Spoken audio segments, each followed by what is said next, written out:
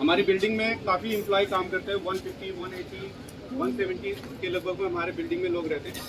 And कभी भी कोई इमरजेंसी आ जाए, कभी कहीं natural disaster, for example earthquake आ जाता है या कुछ इलेक्ट्रिकल फॉल्ट आ जाते हैं बिल्डिंग में, कभी इलेक्ट्रिकल फॉल्ट आ गया या वाटर स्प्लेसेस हो गए या कभी लड़ाई झगड़े हो गए, बॉम्ब थ्रेट हो गया, टेररिस्ट अटैक हो गया या फायर लग गई बिल्डिंग में, तो इन सभी सिचुएशन, इमरजेंसी सिचुएशन में आप लोगों को सेफली असेंबली पॉइंट पहुंचाने के लिए हमारे फायर क्रू मेंबर जो ट्रेंड है इस चीज़ के लिए, वो हर फ्लोर पे अवेलेबल है।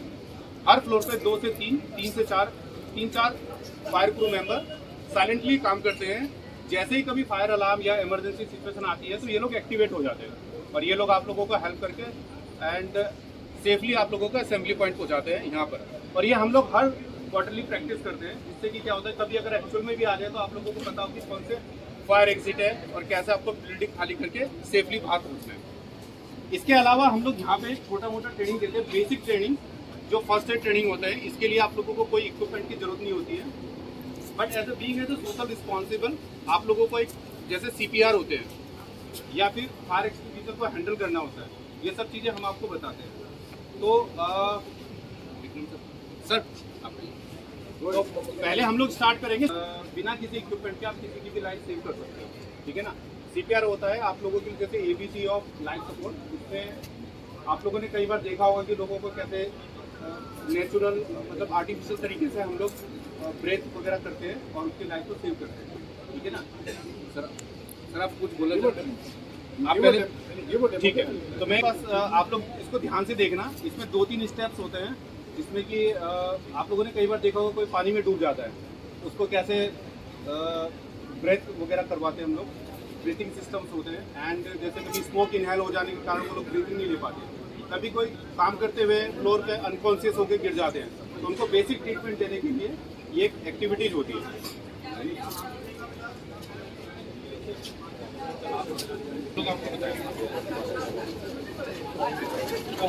इमरजेंसी आ गई है हमारे पास, इसको लेटा क्या हो गया इसे? आराम से नहीं, ये गिरना है,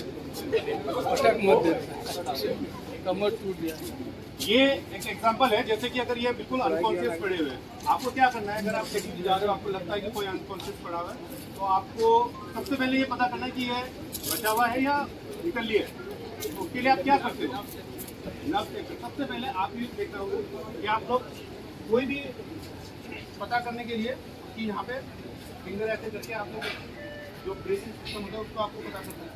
अगर आपको बिल्कुल भी नहीं लग रहा है तो यहाँ पर एक नर्व होती है विच इज कॉल्ड गैरोटरी आर्टरी, उसको आप ऐसे टच करोगे तो आपको हल्की सी टैपिंग सी नजर आती है, समझ में आती है। इस तरह से जैसे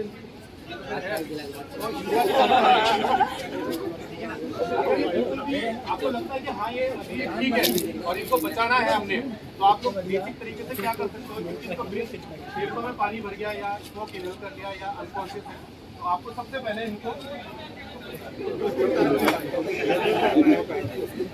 ऐसा ना हो कि उस बंदे ने टोपी ना पहनी, आप लोगों की टोपी तो है ही नहीं, फिर मैं कैसे शुरू करूँ। आप लोगों ने ये जो CPR होता है इसका सिस्टम होता है कि आप पहले किसी की भी बॉडी को स्ट्रेट कर दें,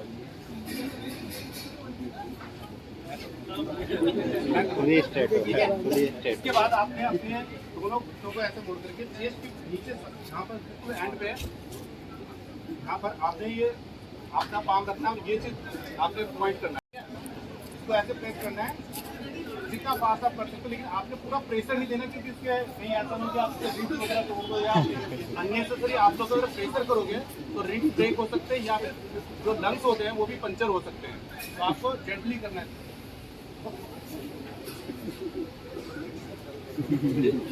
ठीक है,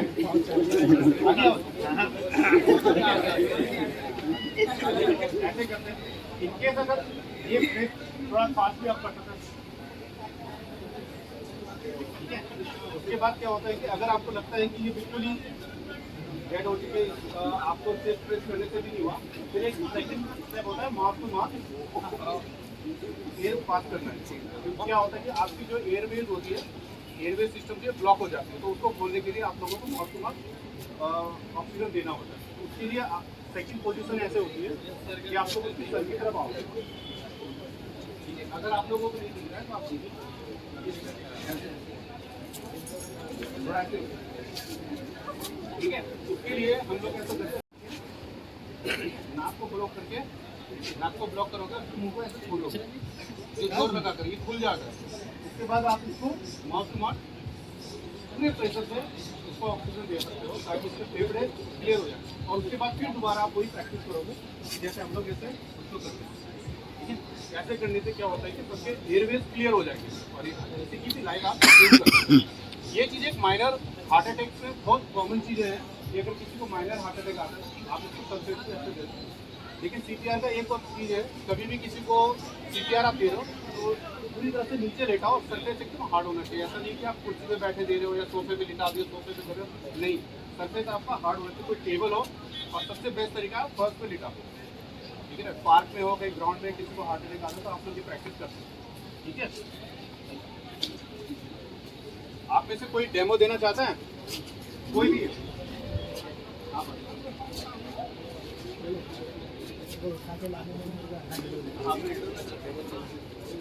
महेश जी जो है हमारे एक फायर क्रू मेंबर हैं और he is well trained for all this activities and all.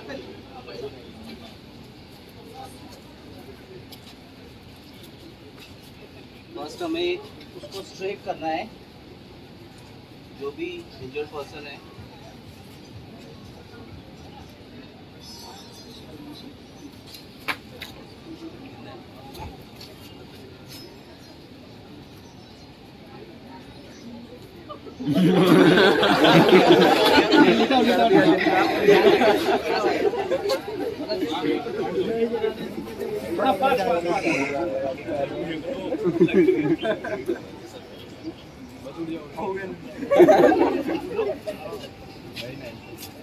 कोई और? आप किसी को बुला लीजिए। कोई करना चाहेगा, कोई न्यू पर्सन? अगर आपको किसी को एक्सपीरियंस लेना है कि कैसे काम करते हैं तो आप आ जाओ, ऐसा कुछ नहीं है। प्लीज कम फॉरवर्ड, आप आ जाओ, आप आ जाओ। मैडम आप उठ जाओ, अंकिता आप आ जाओ।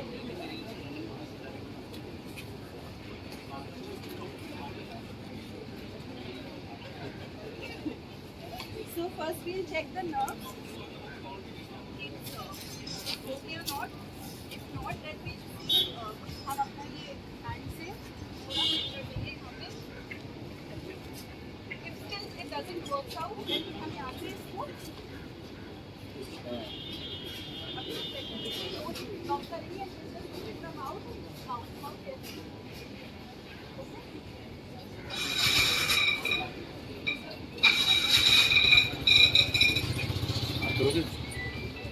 कोई और ट्राई करना चाहते हैं? नहीं नहीं, ये लेटेंगे। नहीं, आप जिसको एज यू आर कंफर्टेबल, जिसको लेटना है।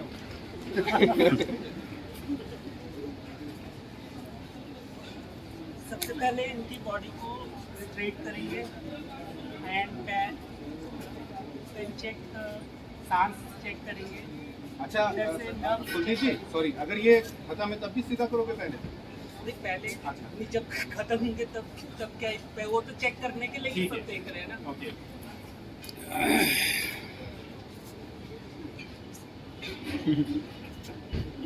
इस तरीके से चेक करेंगे एंड इस तरीके से नोज बंद करके माउथ से क्लियर करके ताकि सांस आए। फिर से इस तरीके से प्रेशर डालेंगे ताकि ब्लॉकेज निकल सके जो भी। इसके बाद हम आप लोगों को दिखाएंगे कि और मॉल पे भी अगर इमरजेंसी सिचुएशन आती है तो you guys can be a hero. और दैट टाइम्स अगर आपको पता है कि यहाँ पे आग लगी है, सिलेंडर पड़ा है, तो आप उसको ऑपरेट कर सकते हो। बट अगर आपको मालूम ही नहीं है कि सिलेंडर को कैसे ऑपरेट करेंगे, तो आग लगेगी तो उसको लेके भागना नहीं है आपने, इसको ऑपरेट करना आपको मालूम होना चाहिए। तो आप में से किसी को पता है कि फायर एक्सटिंग्विशर सिलेंडर ऑपरेट कैसे कर सकते हैं? किसी को मालूम है? किसी ने पहले किया हुआ है फायर एक्सटिंग्विशर?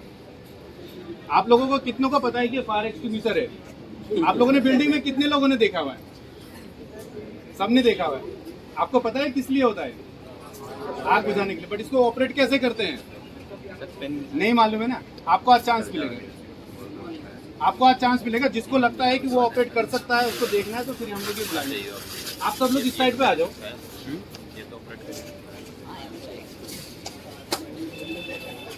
नहीं रखे नहीं जहाँ रखे थोड़ा इधर ही रखे थोड़ा आगे आप लोग सब इस साइड पे आते हैं।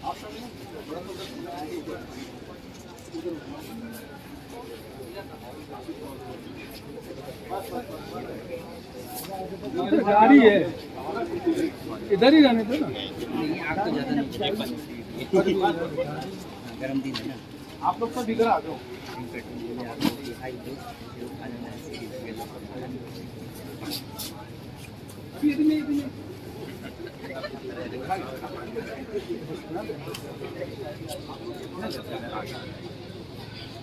जो हर कमर्शियल बिल्डिंग या कमर्शियल मॉल्स वगैरह में, ऑफिस वगैरह में सब जगह इंस्टॉल होता है।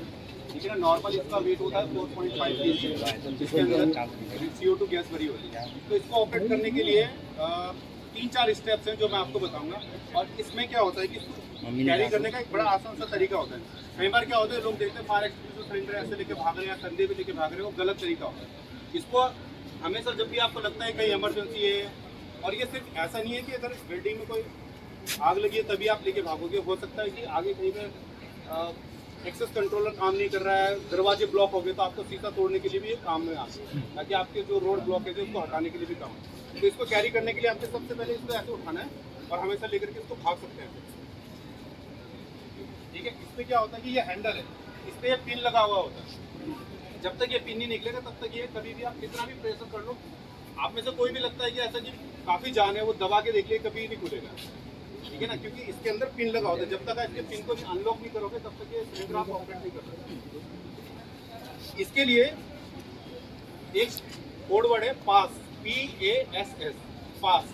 तो पास के हर अल्फाबेट की एक मीनिंग है। जैसे P for pull the pin, ये पिन है, आपने पिन को पुल किया, अब ये ऑपरेट करने के लिए रेडी है।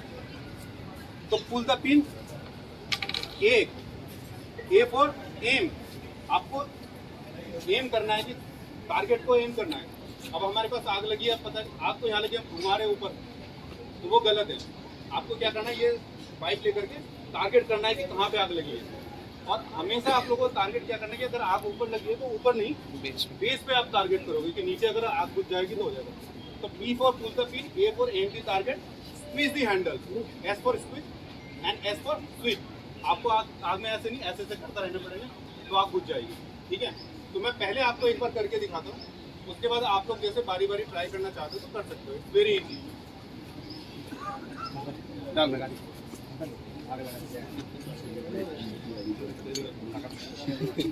जिंदा हो गया बचा दिया है, 2-3 बार दबा दिया, फिर से पंचर चक्कर भरवा लेंगे अगर हो गया। ठीक है, एकदम ही आग लगी है, आप लोगों ने इसको टारगेट के नीचे हैंडल स्क्वीज किया।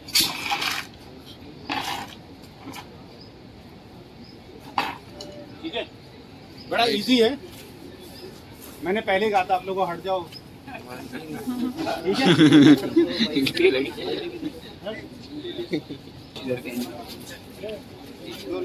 मारो, आग लगी, मारो, मारो, एम करो। नीचे नीचे नीचे, हाँ बस बस, बड़ी जल्दी।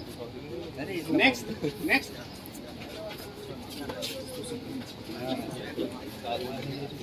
जी, आप लोग बोलो किसी को बुलाओ। आप लोगों को थोड़ा झुक के करना है, झुक के थोड़ा। अरे ये जाओ।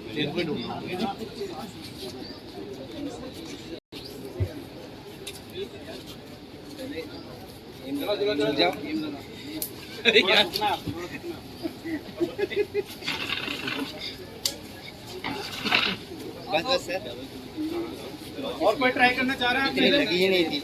आप लोग 1 मिनट रुकिएगा, 2 मिनट के लिए सब बार आउट कर लो।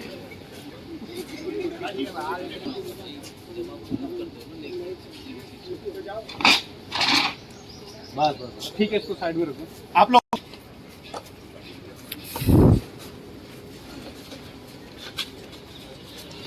जैसा कि मैंने आपको पहले बताया था कि हमारी बिल्डिंग में एक फायर प्रूफ मेंबर्स की एक टीम है जो हर फ्लोर पे एक्टिवेट होती है।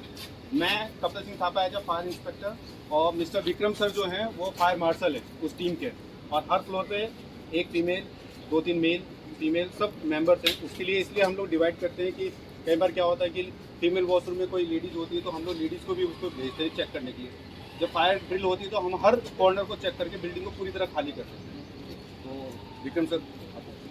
Thank you, couple. Guys, I think it's important that all of you learn all this. There was a live incident that happened yesterday in one of our clients' place. And a gentleman was in the office and he collapsed on the chair. And fortunately, because of the fact that everybody was trained for it and all the employees rushed to his rescue and he was given the CPR.